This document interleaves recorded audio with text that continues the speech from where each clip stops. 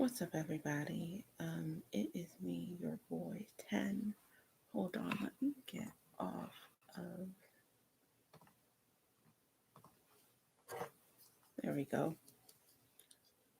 It's me, your boy 10, and aka Tess Reacts, aka 10 Isani Kaija Reacts, aka whatever you want to call me. So I was inspired after just finishing season 2, episode 5. Hold on. Okay,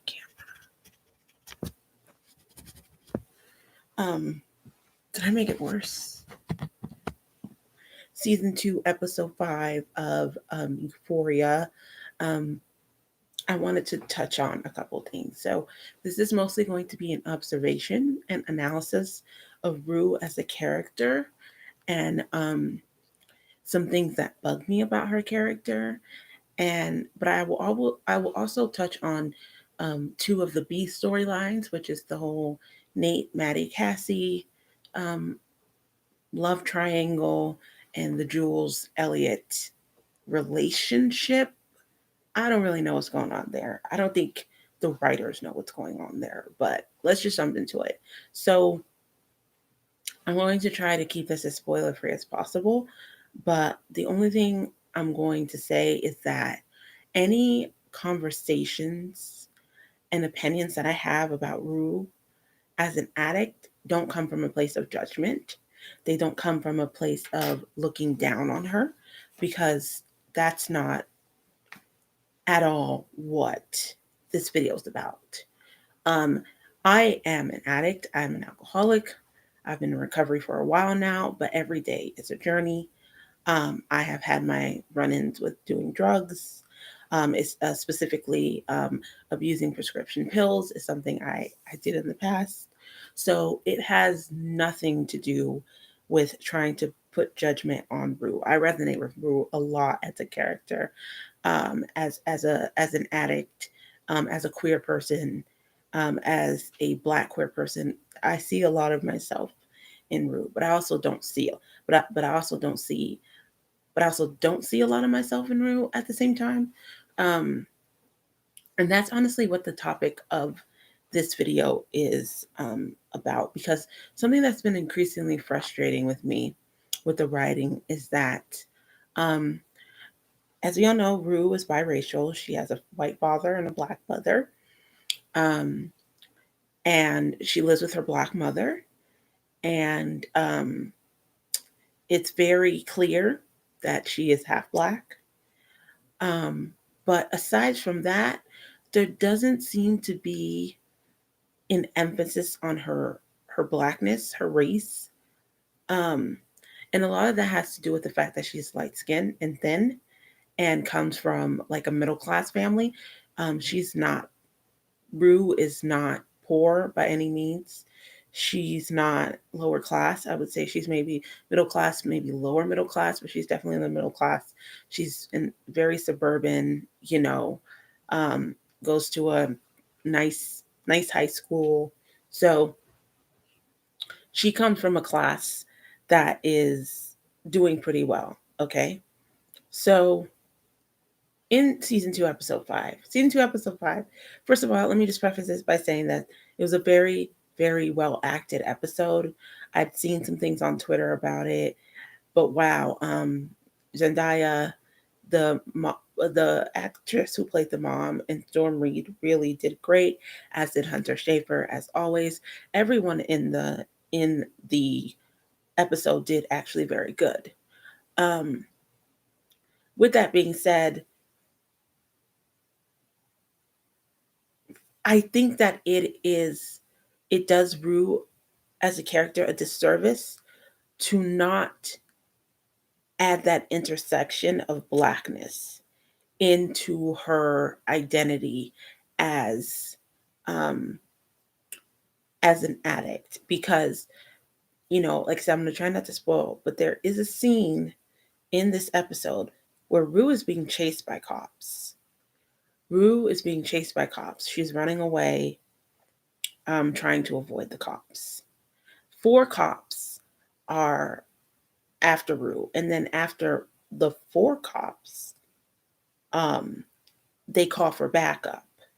Now, I am sitting here watching this, petrified, because I'm thinking what's about to happen is that Rue is about to become another hashtag because four white male cops are pursuing her.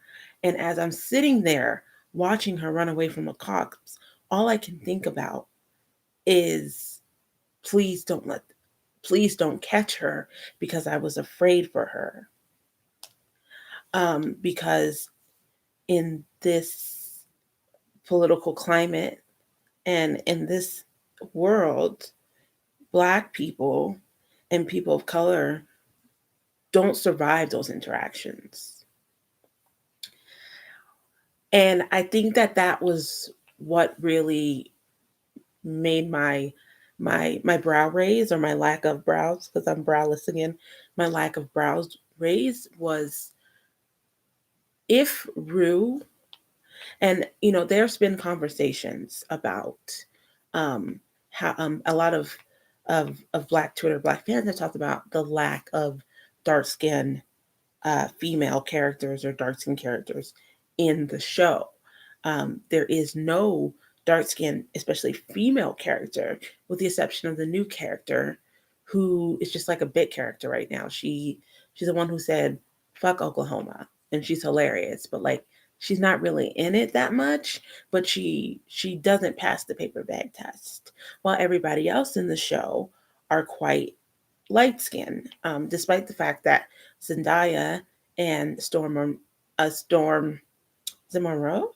Storm Reed, Storm Reed are coded as Black and Black presenting, or at least biracial presenting. You can tell that they're not white.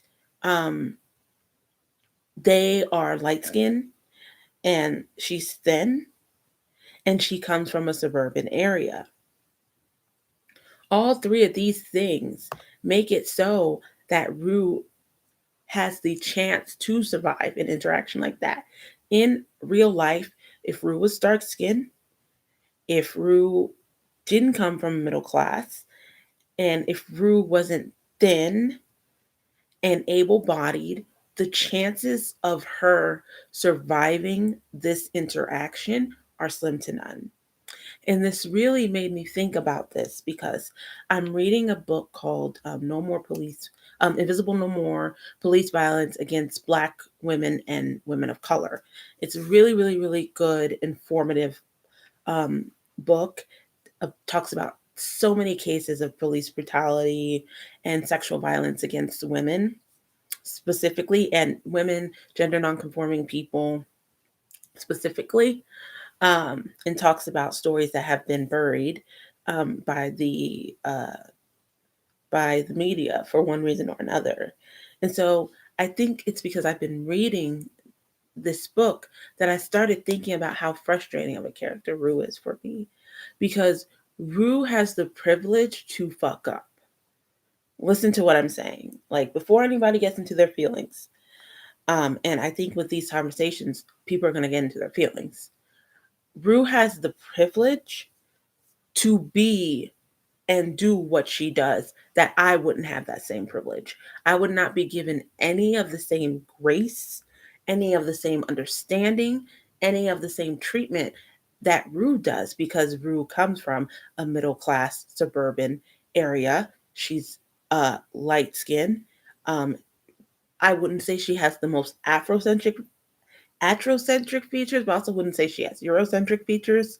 Um, but when you see Rue, for the most part, that she's half Black, but she isn't what some people would say is um, feet like really has the features of African American features. Obviously, there's no one feature, but if we're talking about some of the features that people attribute to Black people, bigger noses, bigger lips, um, whatever. Um, she doesn't really have that. So that's why Rue can survive a situation like that. And I was, like I said, I was still sitting here hoping and praying they weren't going to catch her, because I was afraid that they were going to kill her. Because unfortunately, when cops apprehend women, especially women of color, who are either mentally ill or who are sex workers or who are uh, doing drugs, their chances of survival are very, very slim. Now, obviously, if Rue was a white woman, it would be a whole different scenario. Obviously, Rue does not have white privilege. Obviously, Rue doesn't have that, but Rue does have privilege, and Rue has privilege because she can be put in rehab. Rue has privilege because she can fuck up and not even really have to think about her actions, because she knows that she's taken care of. You know what I'm saying? Like, Rue has all these things. Rue can survive because of her um being able-bodied and her being light-skinned. Rue can survive these types of scenarios. And that just like blows my mind, because it bothers me, because although I see myself in Rue, what I what I see even more is how much Rue cannot and should not represent um, the Black addict experience, because Rue's experience as a Black addict and my experience as a Black addict are not the same. They're not the same. They will never be the same, because I don't look like Rue. I didn't come from the same background that Rue comes from. I'm not able-bodied like Rue. Rue has the opportunity, due to her privileges, to be able to survive being like chased by 4 cops. The fact I'm watching it, and the fact that they didn't take their gun out and shoot her, is a privilege in of itself, because I truly believe that if Rue looked different, they would have shot her. They wouldn't even have chased her all through the neighborhood. They would have just pulled out the gun like they always do and shot at her, because there's just too many stories of um of that happening, of situations like Ruse happening, and people dying, being killed, instantly. um and so I'm very, it's weird, because I feel like maybe the writer, who is a white writer, doesn't know how to approach Rues Blackness, so that's why they don't even um touch on it.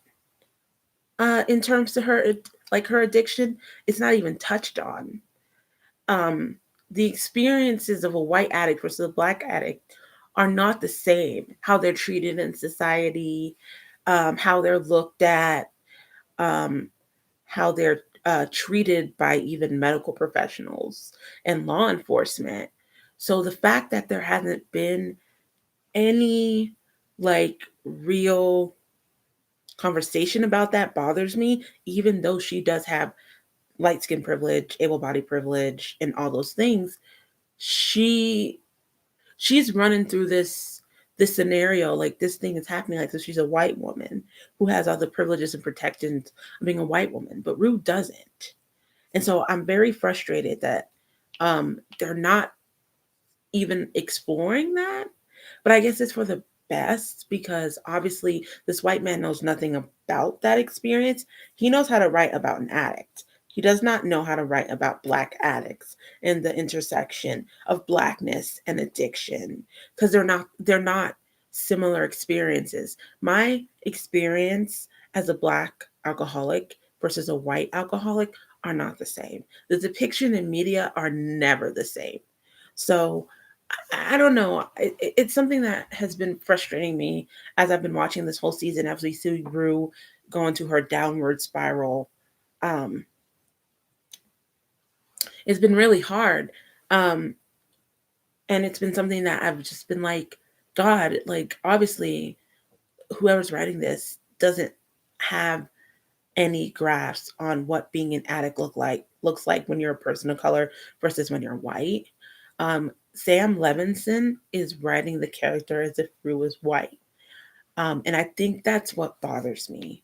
Um, I know that as a whole, the show doesn't really touch on race too much.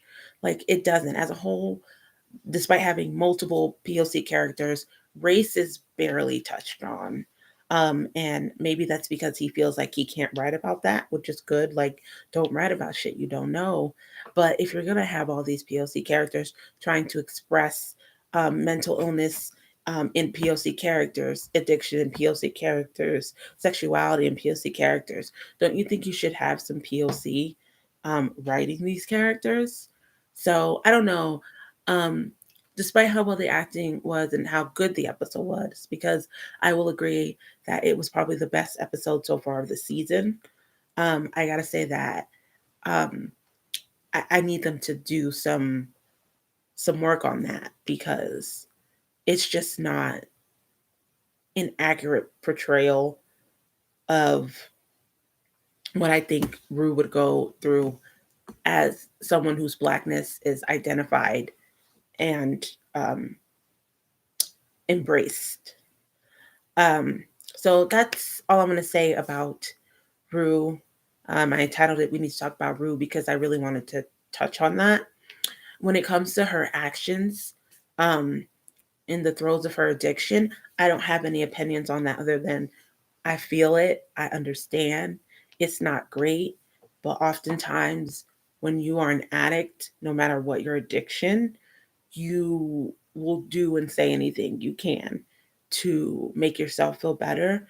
And you think that if you push people away and you're awful to people, it will hurt less, when you relapse, or it will hurt less after the fact. So I'm not going to say too much about that. Okay.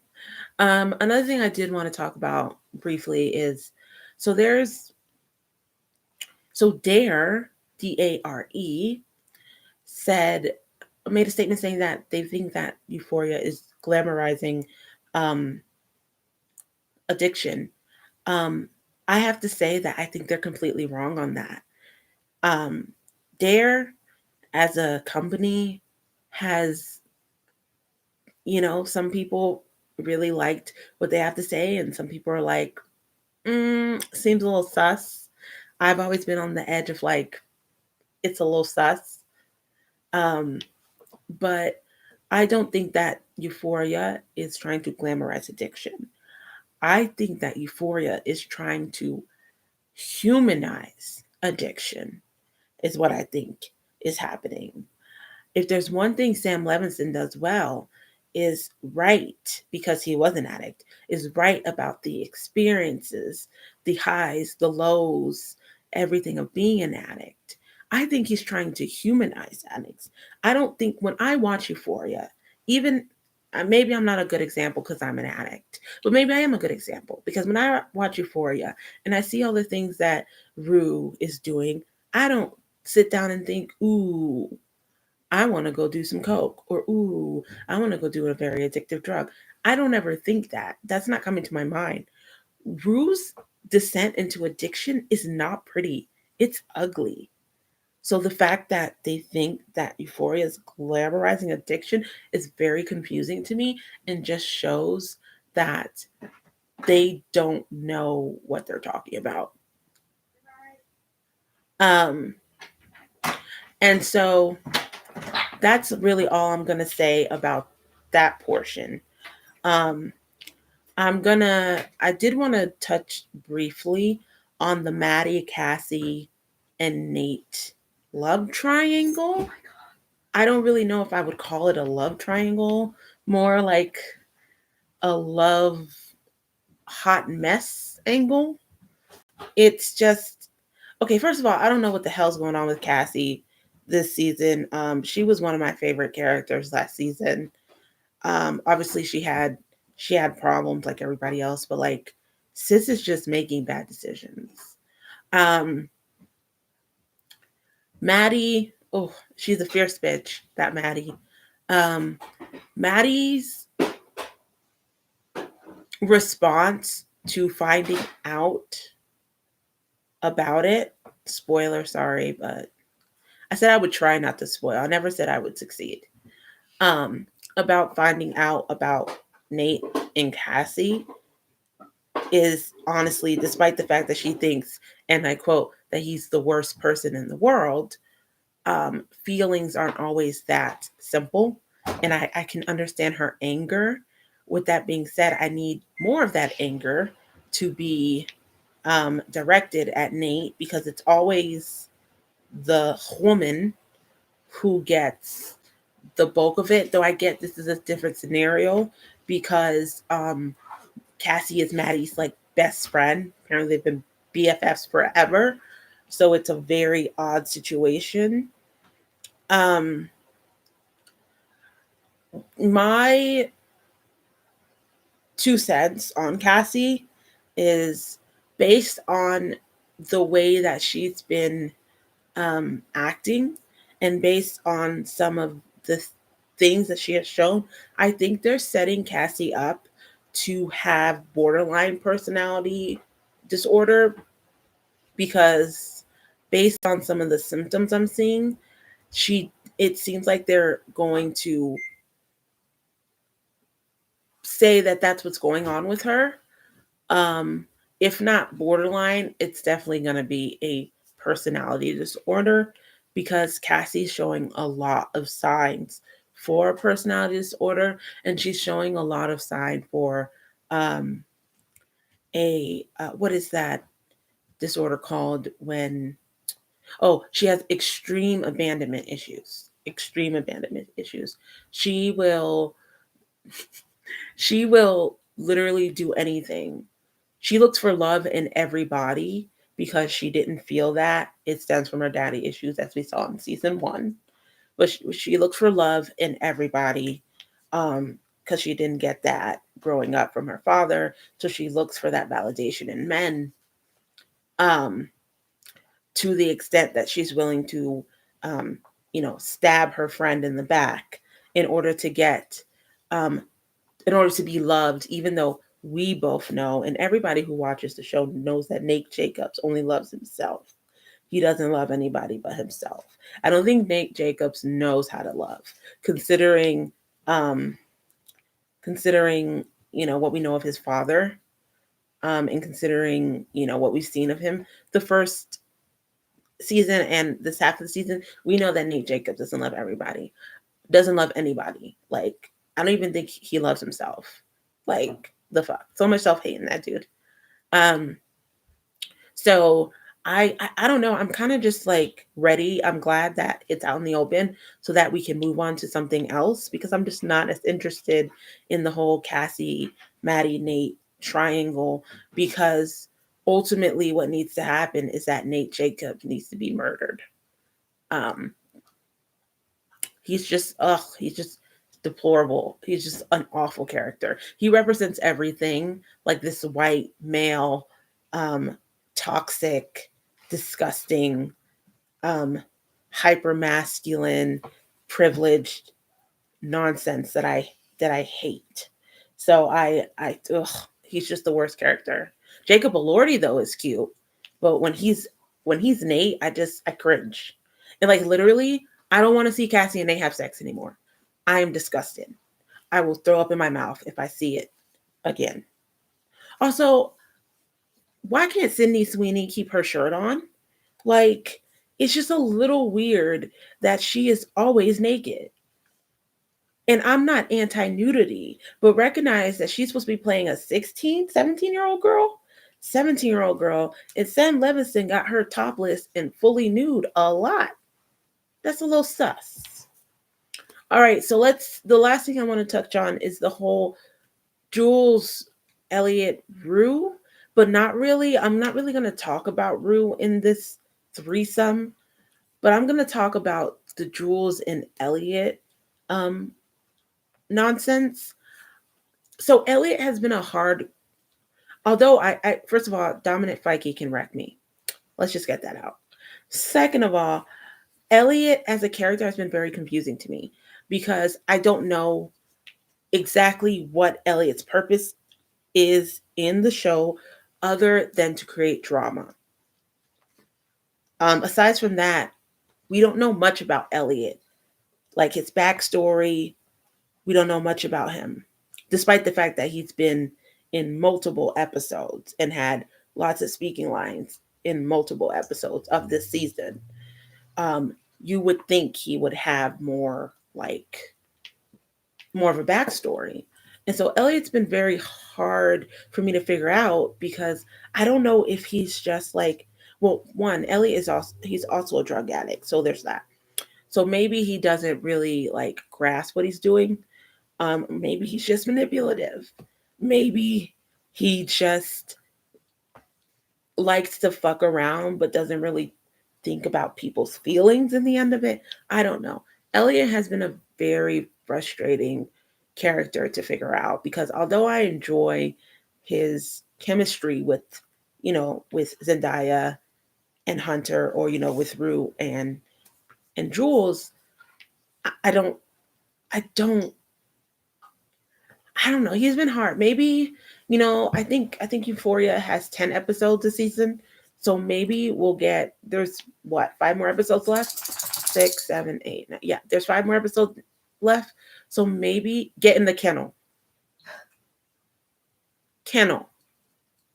So maybe we will, see something else, but I don't know. Now let's touch on Jules right quick.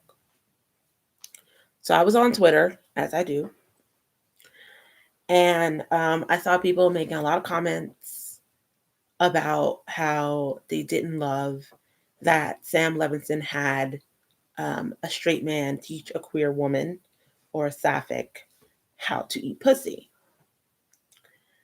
Um, Everyone had their thoughts on there. My thought on there is like, there's so many problems with that show. For me, that was like low, bottom of the barrel, the problems I have with the whole Jules Elliot relationship.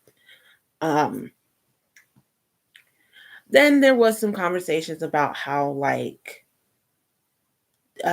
Jules said in her special episode, she talked about how she's not into men anymore, and then she's kissing and almost having sex with Elliot, who is a man.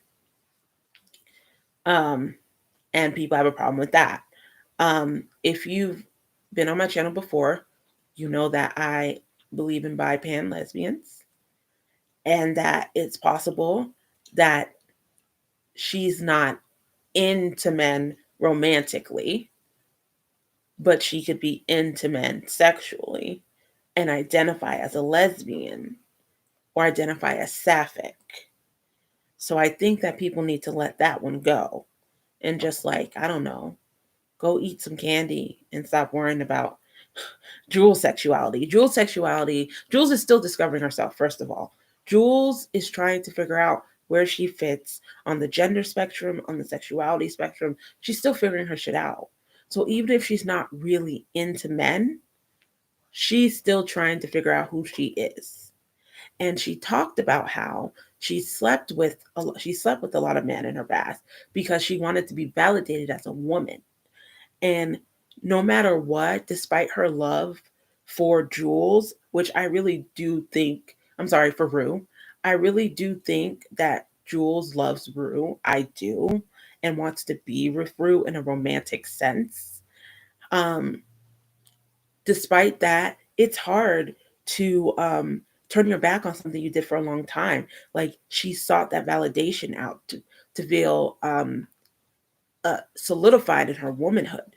So if someone is saying, "Oh, you're fuckable and you're this and you're that," like when that's what you're used to, of course you're gonna go to that.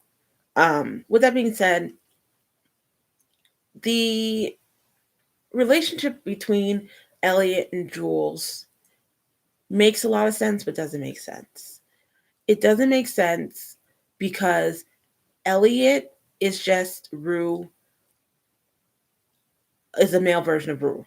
That's literally it. He light skin like Rue. He dresses like Rue.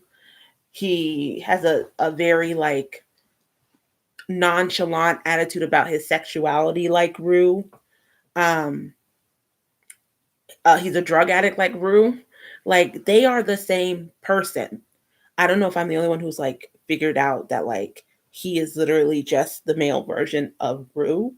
Maybe not as not as deep into his addiction as Rue is, but like he's literally just the Rue.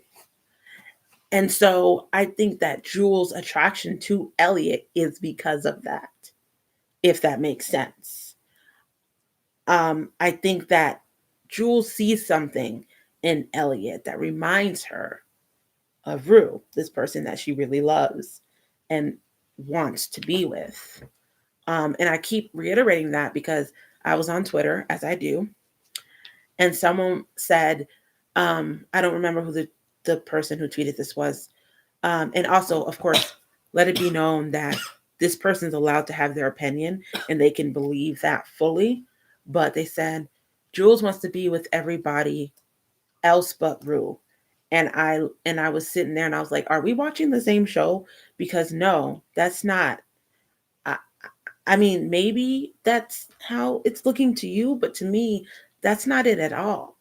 Um, Bruce says something in this episode that I really liked, and I think was accurate to Jules as a character. Jules likes to feel loved. I do agree that Jules likes to feel loved. With that being said, I still think that Jules loves Rue, like truly loves her. Um, there's a certain magnetism between those two. Um, but Jules has relied so much on sexual validation that she doesn't know how to turn her back on that because Rue, as we've seen so far, is not a very sexual person. Now, some people are saying that it's because Rules, that's their ship name, is because Rue is ace. Is it possible that Rue is ace? Absolutely. Does Rue show signs of being ace? Absolutely. But understand that Rue is always high. So her lack of like sexual energy could be because she's always fucking high. And she's always just fucking blazed out of her fucking mind. She can't really feel anything, you know? Um, though there's a chance that she can be both high and ace. These are things that can happen. Um, but Jules seems to need that right now in a relationship. And I think that's why she's even attracted to Elliot. Because Elliot can give her that part of that validation that she thought she needed and thinks she still needs. Um, so I think that I don't know where they're headed with Jules and Elliot because the confusing part, a lot of people are confused about whether he likes Rue or if he likes Jules when it's clear that he likes both of them for two different reasons. Um, a lot of people on Twitter talked about how they don't know if he's just really manipulative or what his deal is. Um, and honestly, I don't either because they haven't told us anything about this man other than that he plays music and he does lots of drugs. Like that's all I got from him. Um, like I said, I'm hoping to see more character development for him in the next couple of episodes. Give me some backstory about why he is the way he is, you know? Um, also, need more Cat. There has not been enough Cat this season. I love Cat, and I loved her storyline last season. We need to focus less on Cassie and Maddy and Nate and Jules and Elliot and more on Miss Cat. Um, I am enjoying that Lexi is getting some screen time because Lexi, I was like she's kind of boring, and she is compared to all the messy ass characters. But what I like about Lexi is the fact that she's a little different than everyone in the show. She's not as messy. She's not as chaotic. We a show or like too much chaos can be overwhelming. So she kind of represents, she and even Kat, because Kat, she's suffering with mental health stuff, but like isn't as chaotic as some of our other characters. Because Nate's chaotic, Maddy's chaotic, Cassie this season is chaotic, Jules is chaotic, Rue is chaotic. Now we have Ellio who's chaotic. The only other character who isn't as chaotic is Gia, um, Rue's sister. But she doesn't get enough screen time, which, as I said earlier, shout out to Storm Reed, who acted the house down in this episode. And of course, Zendaya acted the house down. And the woman and the actress who plays their mom acted the house down. I want more Fez and Lexi. I'm a Fexy, do they call it? Fezzy fan. I don't think they're going to end up getting together, but I just thought that their little interaction was cute. And I really want them to wrap up the whole Nate, Maddy, Cassie thing like as soon as possible. I'm over it. Um, and I just really want to know what's going on with Cassie. Like I really feel for the girl. Like she's just going down into a descent. And honestly, it was after she had her abortion that things have really been going bad for her emotionally. Um, so I don't know if that has anything to do with it, but I did notice how her character changed. And of course, some people can change after they have that experience. So I'm not saying like there's something wrong with the change. I'm worried about her. Like I want to ask her sometimes when I'm watching the show, girl, do you need a Xanax? Because Jesus Christ. But anyway, okay, so that's 36 minutes. I think I talked about everything I wanted to talk about. Um, I will probably do another video on Euphoria, maybe like a wrap up video, my feelings on it at the end of the season. I'm not going to make no promises that I'm going to make another video this month because I always be lying. Um, but like I said, I'm going to try to post videos once a month, and I've been actually doing quite good with that. I think I posted last month, and I posted the month before, and the month before, I'm pretty sure. So, all right, y'all, that's it for me. I just shared my unsolicited opinions. I hope you have a great night, and please remember to always stay gay